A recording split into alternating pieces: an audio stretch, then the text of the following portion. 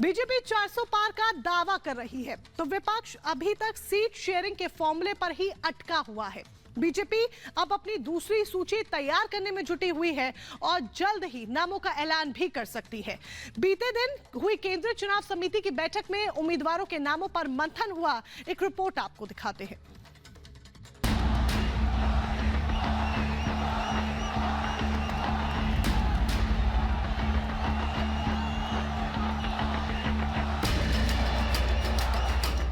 दो 2024 का बिगुल बज चुका है। बीजेपी अपने एक्शन मोड में है और प्रधानमंत्री नरेंद्र मोदी नॉन स्टॉप काम कर रहे हैं। पार्टी की केंद्रीय चुनाव समिति भी चुनाव की रणनीतियां तैयार कर चुकी है। उम्मीदवारों को भी मैदान में उतारा जा रहा है क्योंकि इस बार लक्ष्य है 400 पार।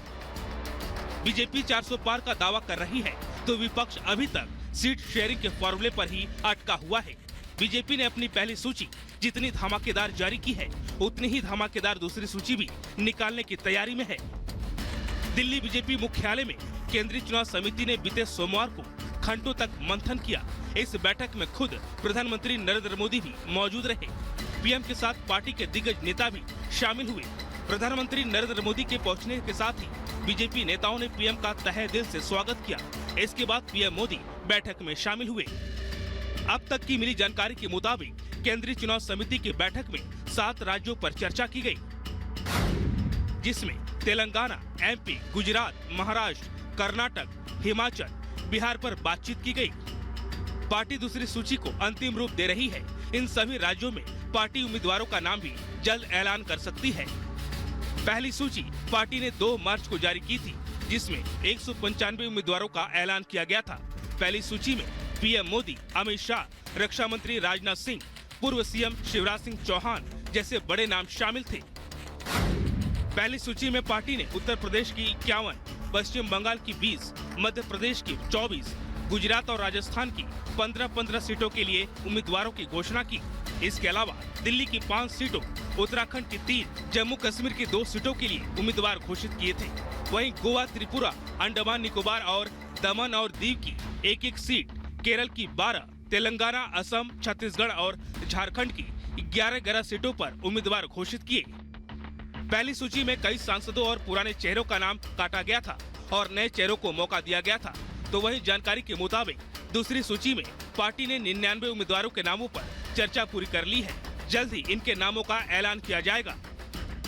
वहीं कई जगहों पर सीट शेयरिंग पर पेच फंसा हुआ है, जिसे जल्द सुलझाया जाएगा। बीते दिन आंध्र प्रदेश में सीट शेयरिंग लगभग तय है।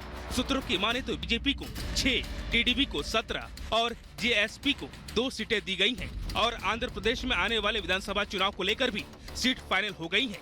यानी अब सिर्फ इंतजार है दूसरी सूची के आने का। अब दूसरी सूची में देखना होगा कि बीजेपी मौजूदा सांसदों को टिकट देती है या फिर उनका टिकट काटकर नए चेहरे को मौका देने का काम करेगी। Bureau report, Republic Bharat. Update आपको बता दें, गुजरात और राजस्थान के दौरे पर प्रधानमंत्री नरेंद्र मोदी रहने वाले हैं। 85,000 करोड़ की योजनाओं की सौगात गुजरात वासियों और राजस्थान वासियों को पीएम देते हुए आज नजर आने वाले हैं। साबरमती आश्रम का भी दौरा करेंगे। जब गुजरात के दौरे पर जाएंगे तो साबरमती आश्रम का भी दौरा पीएम करेंगे। गांधी स्मारक आश्रम का मास्टर प्लान लॉन्च करेंगे और फिर राजस्थान के लिए रवाना होंगे, जहां पर राजस्थान का दौरा पीएम करते हुए नजर आएंगे। दोपहर 1:45 पर भारत शक्ति का अवलोकन पीएम करेंगे। 2 तस्वीरें आपको दिखा रहे हैं। प्रधानमंत्री नरेंद्र मोदी का तूफानी दौरा, एक के बाद एक अलग-अलग राज्यों में प्रधानमंत्री जा रहे हैं और अपने इन दौरों के दौरान जनता को सौगात देते हुए तमाम परियोजनाओं की सौगात देते हुए नजर आ रहे हैं। और विकास की मेगा सौगात आज एक बार फिर से प्रधानमंत्री नरेंद्र मोदी देने वाले हैं और विकास की ये मेगा सौगात की वर्षा होगी गुजरात वासियों पर और राजस्थान वासियों पर। गुजरात और राजस्थान के दौरे पर प्रधानमंत्री नरेंद्र मोदी आज इन 2 राज्यों का दौरा पीएम करने वाले हैं, जहां पर करोड़ों के तोहफे देते हुए पीएम नजर आएंगे। नमस्कार, आप देख रहे हैं रिपब्लिक भारत और मैं हूं आपके साथ मोनिका ग्रोवर। शुरुआत दिन भर की 5 बड़ी खबरों के साथ करते हैं। वो 5 बड़ी खबरें जो सुर्खियों में रहने वाली हैं और इस वक्त आपकी टीवी स्क्रीन पर है। मंथन खत्म हो गया है और आज ऐलान संभव माना जा रहा है। जी हां, उम्मीदवारों के नामों पर बीते दिन चर्चा हुई। बीजेपी ने चर्चा की 7 राज्यों के उम्मीदवार जिन पर चर्चा हुई और आज उम्मीदवारों की दूसरी लिस्ट का ऐलान संभव माना जा रहा है।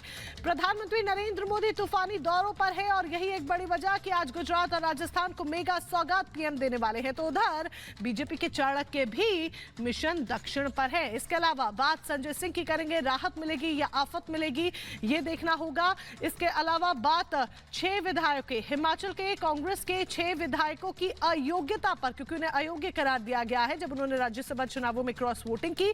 अयोग्य करार दिए जाने के मामले पर सुप्रीम सुनवाई होनी है। दरअसल इन 6 विधायकों ने सुप्रीम कोर्ट का दरवाजा खटखटाया था और ऐसे में बड़ी बात आपको बता दें, सुप्रीम सुनवाई होनी है जिस पर सभी की नजर रहने वाली है। सीए देश का कानून है, पत्थर पर लकीर है। जब तक चुनाव है तब तक जो सीए खेलेंगे। कानून के दायरे में रहकर रूल बनाना पड़ेगा।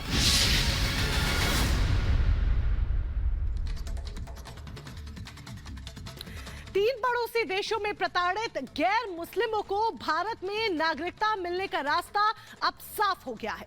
मोदी सरकार ने भारत में शरण लिए ईसाई, हिंदू, सिख, जैन और बौद्ध धर्म के शरणार्थियों को नागरिकता देने वाला सीएए कानून लागू कर दिया है।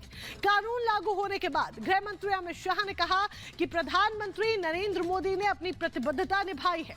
वहीं इस कानून के लागू होने के बाद देश भर में रह रहे 3 पड़ोसी देशों के शरणार्थियों में जश्न का माहौल देखा जा रहा है, जिसमें पाकिस्तान, अफगानिस्तान और बांग्लादेश के नागरिक हैं। रिपोर्ट देखिए।